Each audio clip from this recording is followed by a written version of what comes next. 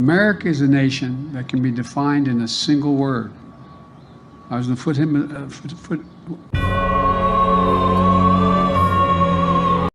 Republic of Brazil, accompanied by the Director General of the International Labor Organization. And to say to President Biden, can you hear me, President Biden? This is a historical moment for Brazil and for the U.S.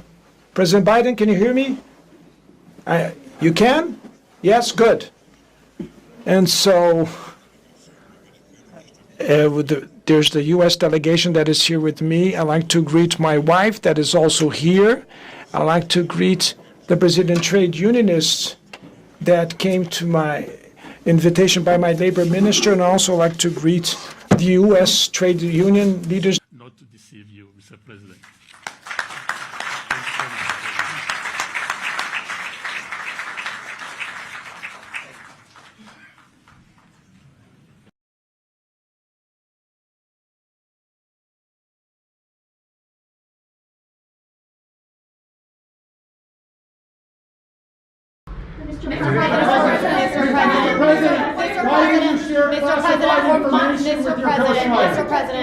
Mr. President, for months when you were asked about your age, you would respond with the words, "Watch me." Many American people have been watching, and they have expressed concerns about your age. That is your judgment. That is your judgment. That is not the judgment of the press. They express concerns about your mental acuity. They say that you are too old. Mr. President, in December, you told me that you believe there are many other Democrats who could defeat Donald Trump. So why does it have to be you now? What is your answer to that question? Because I'm the most qualified person in this country to be President of the United States and finish the job I started. The conduct of the response in the Gaza Strip has been over the top. I think that, as you know, initially the president of Mexico, Sisi, did not want to open up the gate to allow humanitarian material to get in. I talked to him. I convinced him to open the gate. I talked to Bibi to open the gate on the Israeli side. I've been pushing really hard to get humanitarian assistance into Gaza.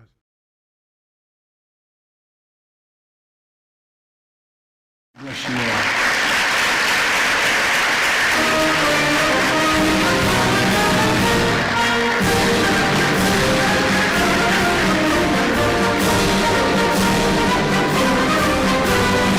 American manufacturing is coming back.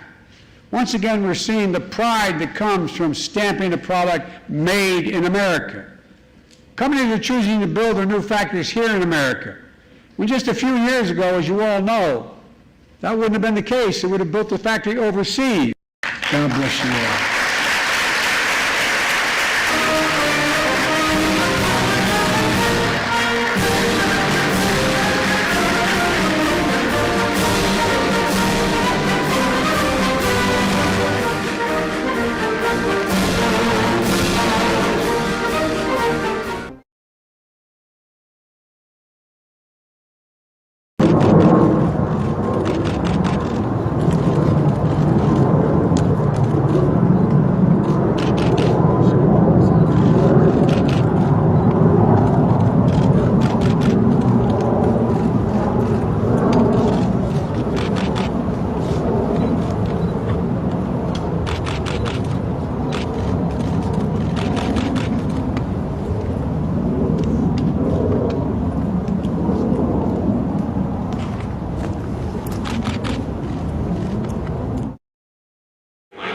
Disabled and non-disabled all around the world, I call on you to commit to concrete actions to stop the destruction of this magnificent planet. This conference is one of the most important meetings in history. You have the chance to make decisions and reach agreements which will affect the lives of generations to come. You are in a position of extraordinary power. You can change forever the trajectory we are on. You can make a world that is once again full of hope, not fear.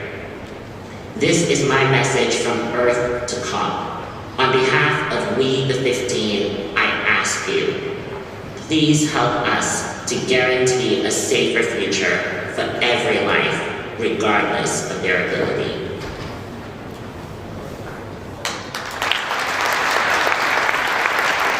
Please welcome the Prime Minister of Italy, Mario Draghi.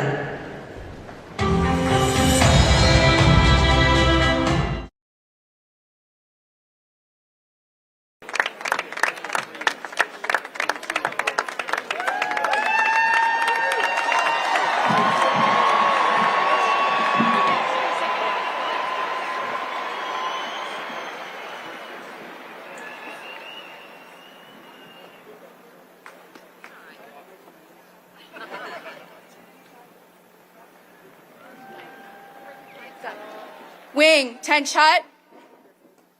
Mr. President, thank you for joining us today.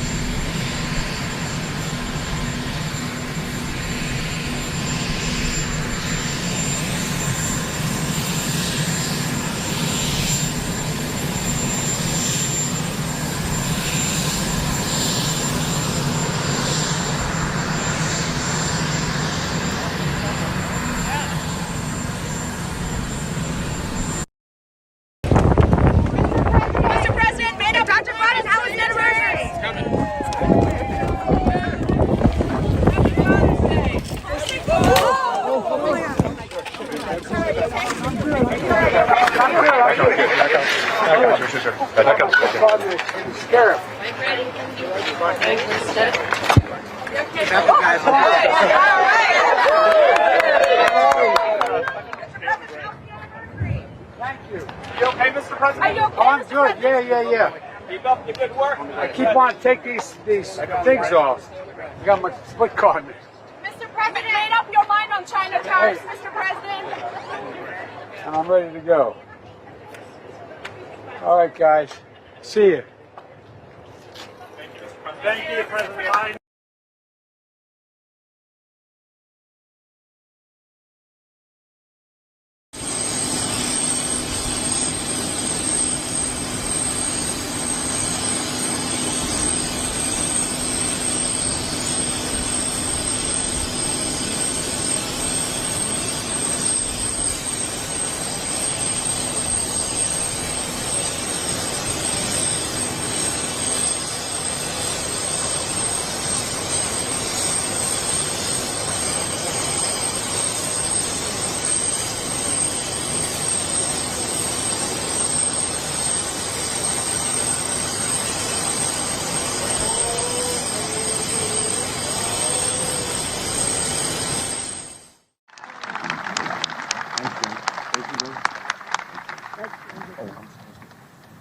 Now our great speaker, our partner, who all of these bills we've met.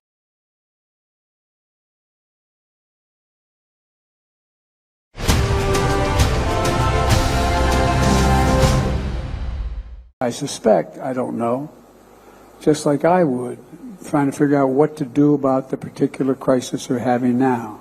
But I don't think it's a crisis relating to conflict between China and the United States. As a matter of fact, I think it's less likely to cause that kind of conflict. Anyway, I just think that there are other things on leaders' minds, and they respond to what's needed at the time. And look, nobody likes having celebrated international meetings if you don't know what you want at the meeting. If you don't have a game plan. He may have a game plan. He just hasn't shared it with me. But I tell you what, I don't know about you, but I'm going to go to bed. We'll teach Donald Trump a valuable lesson. Don't mess with the men in America unless you want to get the benefit.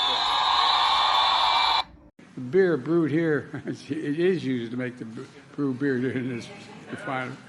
Oh, Earth Rider, thanks for the Great Lakes. I wonder why he's trying to do whatever the hell they want.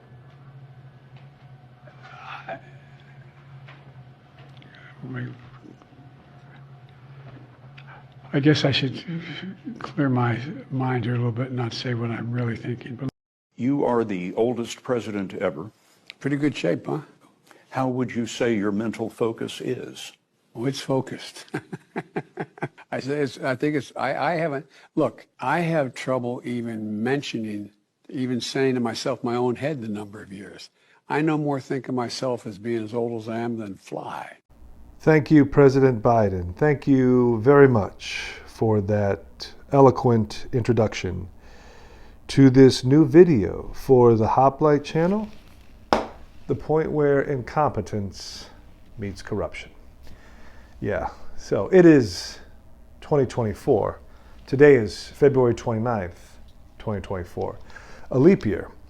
And 2020 was the last leap year. So we are now less than 1 year away from the 2024 presidential election. And I wanted to do this episode to discuss the ramifications of that upcoming election and what I see going on in our government that is possibly causing all of these problems. If you paid attention to the introduction there by our current president, you probably know where I'm going with this train of thought.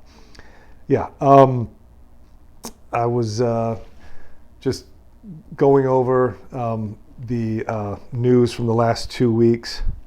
On February 8th, we had the special counsel's report in regards to President Biden's handling of classified documents. And I wanted to do an episode in response to those findings from that report, the takeaways. And I wanted to talk bigger picture about our government in general. And I'm going to do a series after this episode. This is kind of like the introduction to the Hoplite channel's path for how to potentially fix America. Now, I'm not saying that this will fix America. All I'm saying is that these are the things that I think need to be done if America has a chance at being saved. Will these things stand a snowball's chance of ever coming to fruition? Doubtful. That's how optimistic these changes I have in mind are. Hoplite's plan to save America,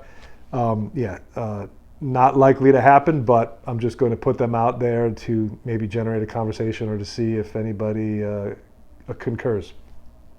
But for the introduction episode to that series that I'm going to come up with, let's talk about the point where incompetence meets corruption. A lot of historians and political scientists, if there is really such a thing, sort of agree. A nation, a country, a government can survive incompetence, right? It means that the people just have to work harder. If their government's incompetent, things just happen as a matter of, accident more often than not. If you're incompetent and you succeed, well, you got lucky. If you're incompetent and you fail, which is the more likely outcome, you just have to work harder to make up for it. But if people are incompetent, you can forgive them that. You're just dumb. You're just a dummy. No fault of your own. You just, don't have what it takes to get the task completed in a adequate fashion. Then you have the flip side of the coin for incompetence, and that's corruption. And corruption is the simple state of government where every member of government, or at least a overwhelming majority, is exploiting the people for their own personal, political, or financial gain. And they become corrupt in a sense that they will sell out or be whoever they need to be in order to enhance that political power or enhance their financial wealth. Corrupt governments can work, provided that that government is also not incompetent. Now, what do I mean by this? Corruption obviously is not a preferable state for a government to operate under, because everyone's essentially a thief. But there is efficient corruption. It's kind of like how a mafia works, right? It's evil business. They wrong others, but there's a system in place. And as long as the people who are corrupt that are running it are competent, meaning they keep the machine running along, yeah, they stuff their pockets, yeah, they stay in power, but there's order and the system is preserved. That corrupt system can last a long time. And a lot of people think the last half of the Roman Empire was run under a system of just pure corruption. And there's a lot of evidence to support that. But philosophers, historians, and political scientists agree, when you have this convergence of incompetence and corruption into one form of government, that's where everything goes belly up. Corrupt people who are at the same time incompetent will destroy a nation. Incompetent people just have to work harder to clean up the mess they made. Corrupt people just have to make sure that their corrupt scam doesn't kill the host. But when you have incompetent people who are also corrupt in government, that's where the wheels come off. That system cannot sustain itself. And I think this is now becoming clear to most in the United States that our government is equally corrupt and incompetent. And the corrupt people outnumber the uncorrupted or the soon-to-be corrupted, and the incompetent people now outnumber the competent. And I want to cover a story later in this episode as to why this incompetent corruption is now being excused away, because there's no way out of this now. It's like once you're on this merry-go-round, you don't get off until the music stops. But what causes the conditions for this incompetent corruption to happen? Well, it's when the same people who are either incompetent or corrupt get elected over and over and over and over and over again. And they either enter government incompetent and then rise to a level where they can be corrupted, or they're already corrupt and they rise to a level of their incompetence, which usually comes about as a factor of old age.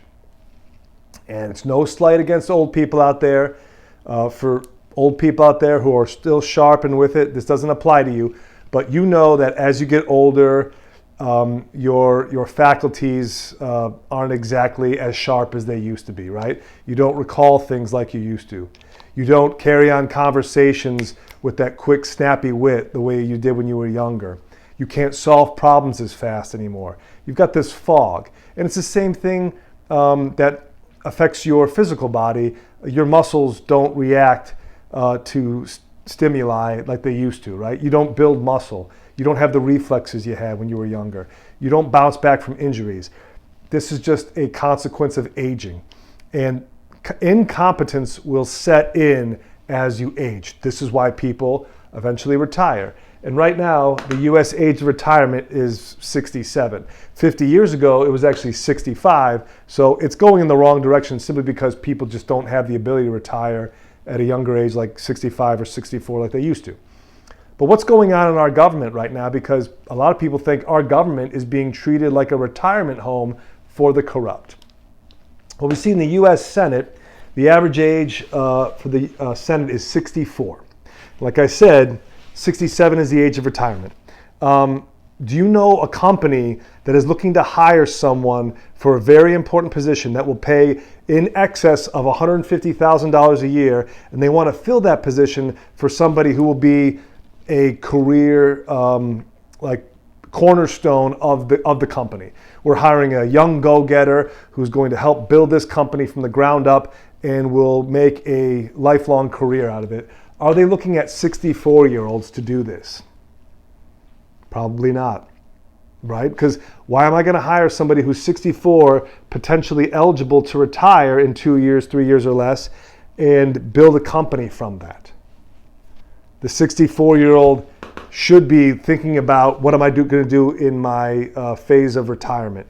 For when I retire, in that evolution of my life, I'm not looking to join a company where I work 50, 60 hours a week and travel and sacrifice, what is left of my life. But for some reason, the U.S. Senate is looking to hire if that's what you're looking to do. The oldest senator is Charles Chuck Grassley, and he is 90 years old, which is 12 years older than the average male life expectancy in the U.S. I think it's like 77, 78. Yeah. Actually, I take that back. 77, 78 is the average age that females in the United States live to. I think it's 76, 75 for males. So he's already 15 years beyond what the average life expectancy is, and he's a U.S. senator still. And then the majority leader in the House is Chuck Schumer, two Chucks. Chuck's 73. So Chuck is well beyond retirement age as well. And the minority whip, Mitch McConnell, 82. 82, 64. Well, let's get a statement directly from Minority Whip Mitch McConnell in regards to this. This week has been good bipartisan cooperation and a string of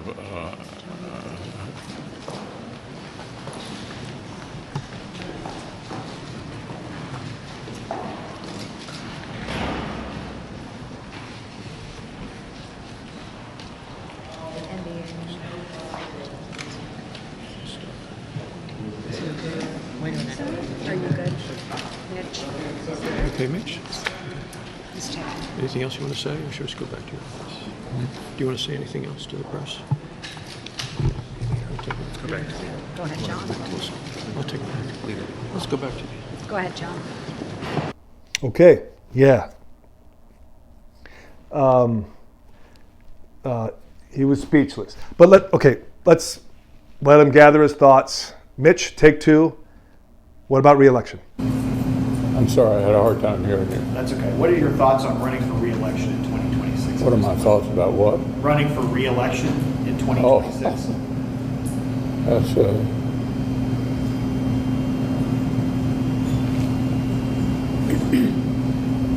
Did you hear the question, Senator? Running for re-election in 2026? yes. All right, I'm sorry, you all. We're going to need a minute. Senator. Benny. Yep.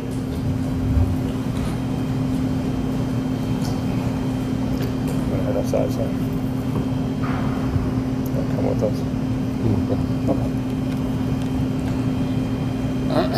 Okay. Somebody else have a question? Please speak up.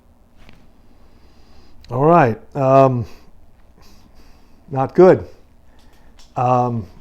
Yeah, he just froze up there on two separate occasions, like a deer in the headlights. And did I mention Mitch is 82? Mitch McConnell has been in some way, shape, manner, or form part of our federal government since 1985, when Back to the Future was in movie theaters, when Marty McFly was traveling back to the year 1955, Mitch McConnell was entering into government service. And now he's decided, you know what? maybe this year is when I should hang it up, and we thank him for his service. Practically 39 years in our government, and he's leaving a multimillionaire, by the way, by many times over. I'll get to that problem in the future. Let's go to the U.S. House. Average age is 58. Again, average age of retirement in the United States, 67. So this person in the U.S. House would offer his or her company most likely less than 10 years of a career. And they would expect over $150,000 in compensation. Who's the oldest member in the U.S. House? That is Grace Napolitano, and she is 86. She's given these guys a run for her money, the money, except for Chuck. Chuck is still by far and away, like Chuck is Methuselah out there, 90 years old. She's 86. I honest to God had to look her up. I have no idea. I don't know if she's in California or somewhere. I'll put her picture up. Yeah, 86. Speaker Mike Johnson, 51. Mike helping bringing down the average, 51. Majority Leader is Steve Scalise, 59. Again, helping bring, well, he's 1 year above the average. And then Minority Leader Hakeem Jeffries, 54. So these guys are in the wheelhouse of what you would say, I guess, is a desirable age group to be, doing the people's business. But Grace is definitely helping bring it up. But in any event, like, the average age of a member of the U.S. House should be under 50 years old, in my opinion. And it was that way for decades, too. And I'll put a graph up reflecting the average age of members of Congress throughout the decades since the country was founded in 1790. And yeah, you could say the average lifespan has definitely gone up since 1790, but the average age does not keep pace with that. You could say the average person maybe in 1790 lived to 65 and now they live to 75, but the average age of senators and congressmen back in 1800 was well below the age of 55. And in the U.S. Senate, this should be 54 years old, not 64. These people should be in their mid 40s. These people should be in their mid 50s. And this is where corruption meets incompetence, right? As senators and congressmen and women get older, they lose their faculties. They become just cognitively slower. This is just what happens. And in the intro, you saw possible examples of that from our beloved President Joseph Robinette Biden, who is currently 81. 67, 81. Joe Biden has been in office, wait for it, since 1973, where he was a representative from Delaware. So Joe Biden has been in our government for over 45 years. And I think the average age of an American is younger than that. So Joe Biden has been serving in our government, quote unquote serving, for longer than most people in this country have been on planet Earth. Joe Biden remembers a time before disco music was a thing. Joe Biden remembers a time when The Godfather Part 2 wasn't in theaters yet, because he had already been in office for a year before that movie even hit the silver screen. And it's considered an American classic movie. It's crazy to think that we have people in our government now who make not just a career, but a lifetime calling out of being a member of Congress. And that doesn't tell you that they're serving because they just want to do good by their fellow American and make life better for the average everyday person. They've become corrupted. They're a known quantity. And there's another old saying that in elections, votes matter, but donors matter even more. And that's what happens is when donors, big money donors, find out what it takes to corrupt you, they keep finding ways to make you stay in office. as in, if you do this, you get this. If you vote for that, we will make sure this is what happens for you and your family. And more importantly, we'll make sure you get reelected.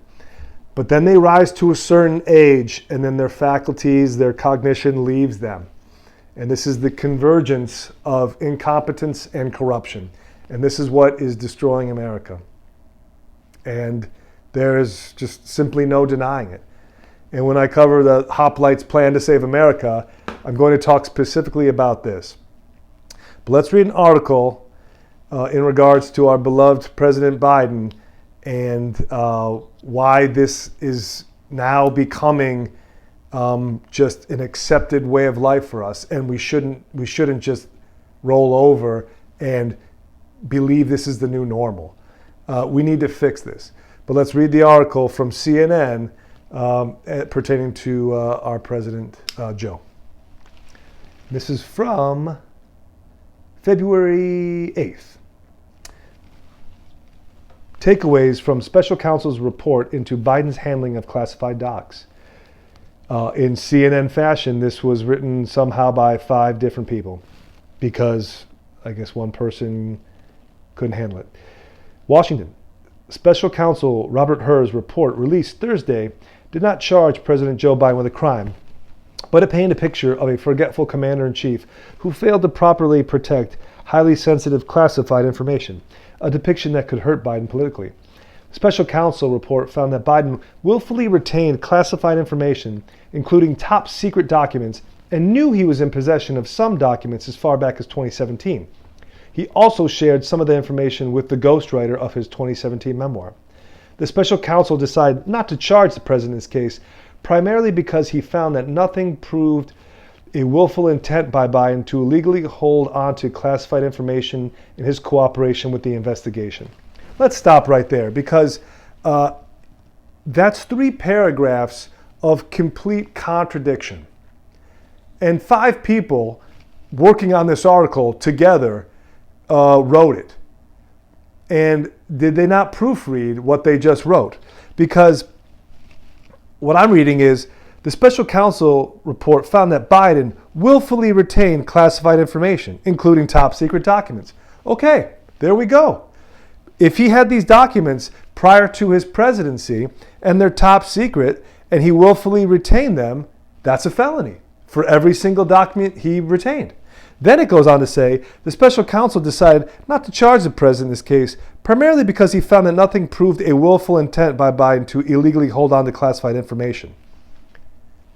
President Biden was found in possession of top secret documents, found that he willfully retained them. Not going to charge him because I can't prove that he willfully had intent to retain them. Willfulness inherently means intent, right? I willfully opened the door. I didn't accidentally open the door. I willfully opened it. Okay, did you intend to? Yes, I did it willfully. With my will. I willed it into being. What are we talking about here? You willfully retained documents, but I can't charge you because I can't prove that you willfully retained them. It either happened or it didn't happen. You don't accidentally take documents home unless they're stuck to your shoe, right? If you threw them into your briefcase, you took documents that you shouldn't have and you threw them into your briefcase. And then they made their way from your briefcase to your garage in Wilmington or the Penn Biden Center in DC. They're all over the friggin' place. Let's continue. Yet, in a politically damaging line of reasoning, Hur wrote that one reason Biden wasn't going to be prosecuted was because he would present to a jury as an elderly man with a poor memory. Biden's lawyers objected to the description, calling it investigative excess and accusing Hur of flouting Justice Department rules and norms.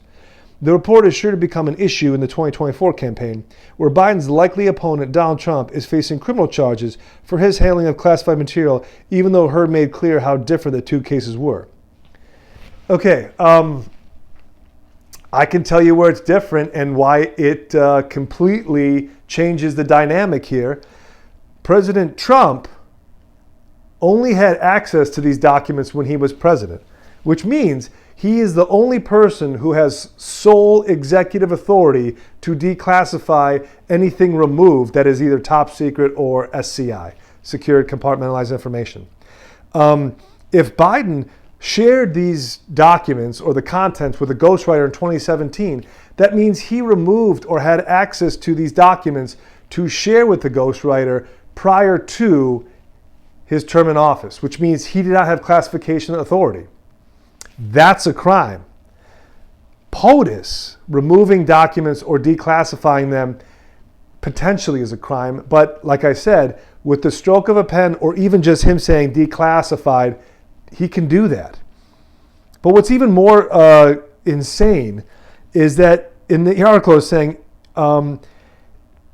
Her wrote that one reason Biden wasn't going to be prosecuted was because he would present to a jury as an elderly man with a poor memory.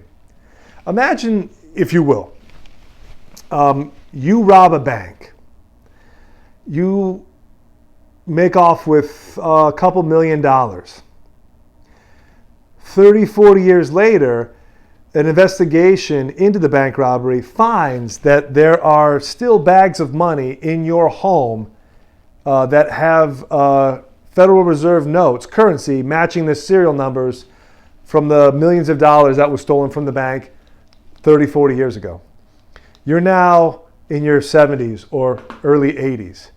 And the prosecutor says, well, we found evidence that this guy or gal stole millions of dollars, but I can't really present this case to the jury because you're so old and you're forgetful now. So because you robbed 40 years ago, because you got away with it in the meantime, we're not going to charge you. So that telegraphs to the world, if you can get away with a crime long enough to become senile, we won't charge you. I mean, just think about how asinine that is. It's like, well, what happened here? Well, President Biden was in possession of documents that were top secret clearance and most likely removed these documents willfully prior to his presidency. Well, are you going to charge him? No, he's an old man.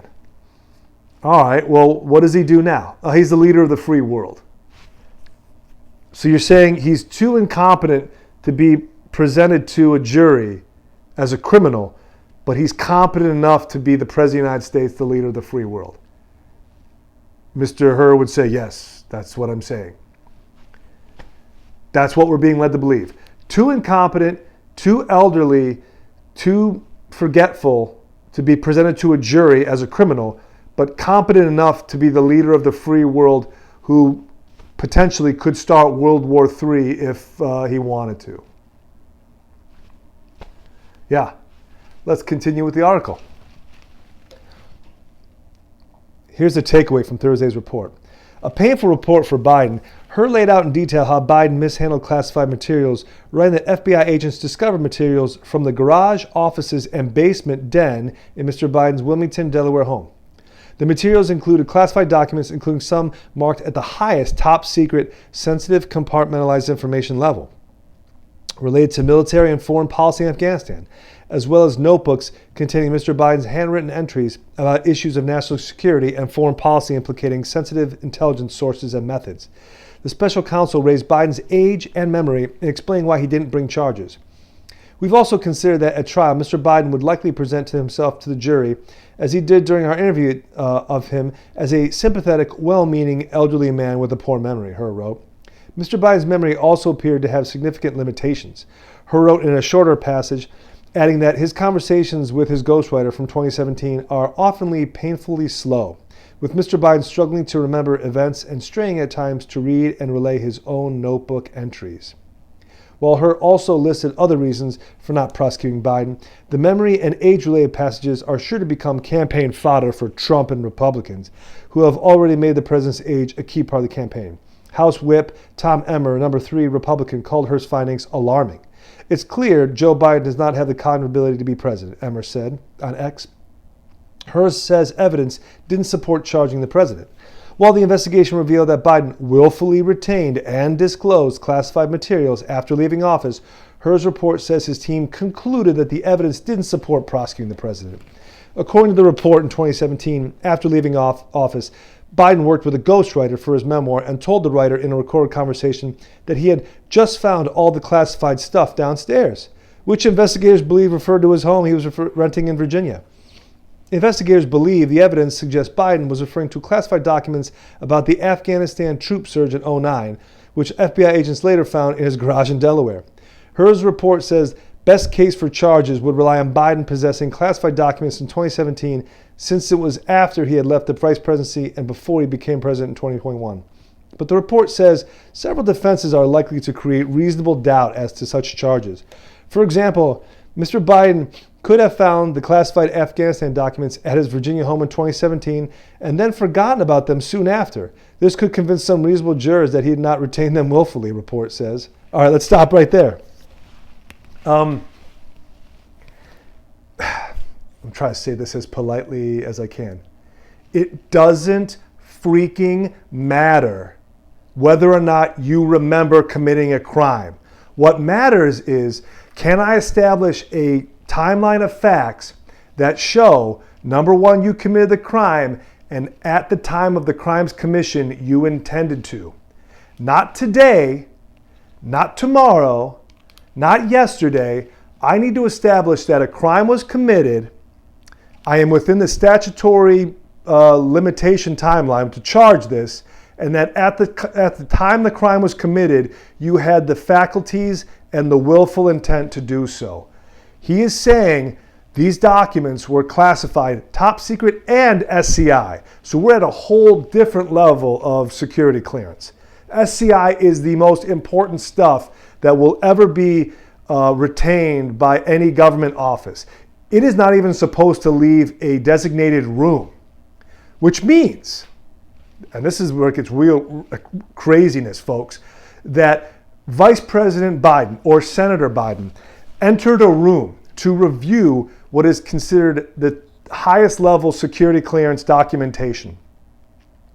The person in the room is supposed to be the custodian of these documents. Somebody in the military or a federal agency, they are supposed to explain to the vice president, senator, president, what the document is. He reads it. He's given a briefing later as to the contents of what he read. Then he walks out of the room with nothing. He walks into the room with whatever. He walks out of the room with nothing. And never walks out of the room with the documents, because it's documents that aren't supposed to leave a secured, compartmentalized information facility. That's it. So not only did Biden walk out willfully with SCI documents, that means somebody in the room allowed him to walk out with them. So whoever was in that room didn't do their job either. They're not supposed to let SCI material leave that room. So whoever let Biden walk out with these documents also aided and abetted that felony. It does not matter what he remembers today. What matters is, did he willfully remove these documents then? Did you willfully rob that bank 40 years ago? Okay, we have evidence that shows you are still in possession of those ill-gotten gains. We can charge you retroactively for the crime you committed back then. That's how justice works. You don't get to escape prosecution and punishment because you're too old and can't remember what you had for breakfast. But this guy, Hur, is saying, well, he's old and forgetful now. And I think a jury would probably agree that, well, you can't charge this guy. He's too old and forgetful. So just let him go back to being president of the United States. All right, let's finish the article.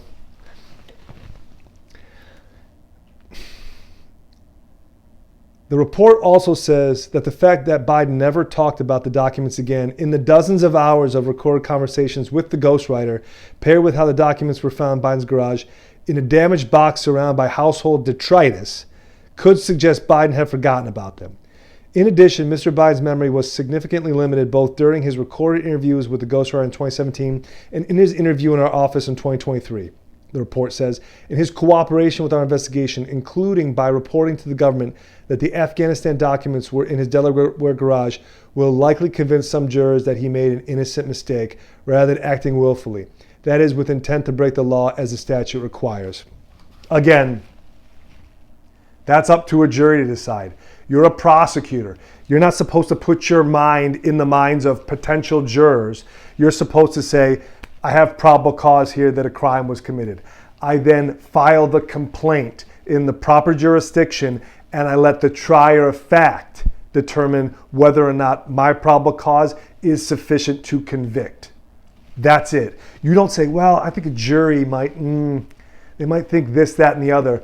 If you have the elements of the crime, that is all you need. You present, and if you lose, you lose. You don't put yourself in the mind of a jury and say, well, now I think if I was a juror, I would just probably think the guy's too old. That doesn't happen. And he shared the information with a ghostwriter. So you have secondary intent. You had intent to remove the documents, and then you had later intent to retrieve or recall the documents and share the contents of those classified documents with a ghostwriter, a person who probably never had any security clearances, the kind like Joe Biden would have had as a senator or a vice president. That's a second crime. Taking documents, sharing the contents of those documents with a person who would never have the authorization or the clearance to review them. Let's go. Biden slams Hur's depiction of him and misspeaks again. The president tore into the special counsel during hastily scheduled remarks at the White House Thursday night, but also created a new headache for himself in the process. A visibly angry Biden stepped to the microphone in the White House's diplomatic reception room and ripped into Hur's depiction of him as an elderly man who was absent-minded in interviews. Biden tried to shift the narrative, saying, I am well-meaning and I'm an elderly man. And I know what the hell I'm doing. I've been president. I put this country back on its feet. I don't need his recommendation. And in a moment of obvious emotion, the president targeted her for the passage of the report that says Biden didn't remember during an interview with investigators last year exactly when his eldest son died. There's even reference that I don't remember to when my son died. Biden said, how in the hell dare he raise that? Frankly, Biden continued, when I was asked the question, I thought to myself, it wasn't any of their damn business. Biden started to say he wore his son Beau's rosary every day since the day he died, but stopped, appearing to choke up. Every Memorial Day we hold a service, remember him, attended by friends and family, and people loved him. Biden said after a pause, I don't need anyone to remind me when he passed away. But just minutes after defending his memory and cognition, the president misspoke and called President of Egypt Abdel Fattah el-Sisi the President of Mexico, a moment that undercut his forceful pushback against the report. I'm of the view, as you know, that the conduct of the response in the Gaza Strip has been over the top. I think that, as you know, initially, the President of Mexico, el-Sisi, did not want to open up the gate and allow humanitarian material to get in. I talked to him, he said. All right, I'll stop the article there because we don't need to go any further. A cranky old man defends his cognition and then in less than a minute says that he spoke to the President of Mexico, el-Sisi, about the Gaza Strip. It's like a Saturday Night Live skit, well, back when it was funny. You couldn't write a script better timed than that. This is the world we're living in now. And we are coming up on an election, and I don't see any good evidence to the contrary to suggest that Joe Biden will drop out and won't run for a second term. A second term that will take him close to Chuck Grassley's age, and we are already getting all of these signs of what is clearly dementia. And we were getting signs of Biden's dementia as far back as probably 2019, 2018. I mean, the clips that you saw at the beginning there, that's just during his presidency. But if you go back during the 2020 campaign or before, Joe Biden was always slow-witted. But now you can't simply explain it as just a slow-witted, corrupt politician. You now have an incompetent, senile, and corrupt president. And as I said earlier, this is what destroys nations, is when incompetence and corruption converge and it becomes the norm for your government. And I left out the Supreme Court of the United States here, but we have the average age of 62 on the bench, and those people have lifetime appointments.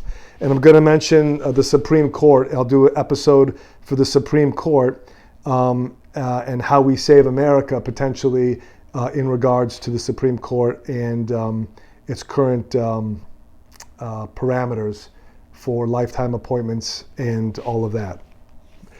But in any event, I wanted to offer this episode as an introduction to how we can possibly right the ship in America. It's going to take drastic measures, but dangerous times and drastic circumstances call for drastic measures.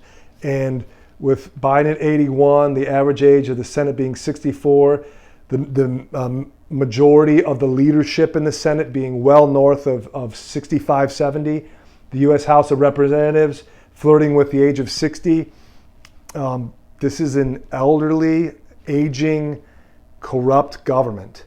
And there has to be a way out of this. There has to be accountability. And you are not going to find accountability coming from where the problem lies in the government. The Congress is not going to solve its own problem because the problem of our government is what perpetuates their terms in office and their power and their money. And it's frankly embarrassing too. Like, I don't know who in America now is watching the news with these gaffes and these senior moments and not just kind of like wincing, like cringing at how embarrassing this is for the rest of the world to see. Like, we're the sole superpower of the world for the time being. And we have a government full of corrupt geriatrics. And we are supposed to project strength to the world.